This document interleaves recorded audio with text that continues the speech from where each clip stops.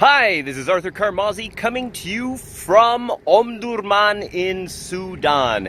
I am standing here in front of a fort from the 1950s where the Sudanese used to defend themselves against the Egyptians and the Ethiopians that came down the Nile. Now, in this particular case, they also needed to defend themselves around the 1950s against the British, who invaded and more or less took over Omdurman and the part of Sudan that was part of the British Empire. So, let me ask you a question. Why do people need to conquer?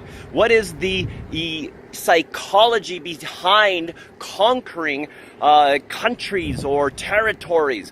Well, I would say that it is actually very, very similar to the same reason why we want to succeed in business. See, every one of us has things that motivate us. Now, some of us have more ambition than others. And ambition is basically a composition of two things. It is a composition of the emotional drive for significance, to feel important, to feel something, to feel you've done something that nobody else has done. Now, the emotional need or emotional drive for achievement, on the other hand, is not about how big, but it is about accomplishing something, about finishing something. It could be as simple as cleaning your desk or as checking your Facebook so that you feel good that you have finished it. But combined with the emotional drive for significance and recognition, that means that you need to do something big, something great. So those who had the need to conquer countries, that needed to conquer territories, to expand empires, these people were driven by not one but two primary motivators, which are the emotional need for significance and the emotional need for achievement.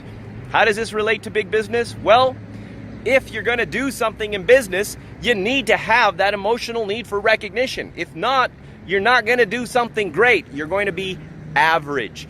Average is not bad, but not if you're trying to achieve greatness, not if you're trying to really be somebody or an organization that stands out in today's competitive environment. So if you need to develop leaders, do not look at their need to be recognized as something negative, but something that is literally going to help them to create, to innovate things that are extraordinary, that helps them and the organization stand out. This is Arthur Carmazzi wishing you great success.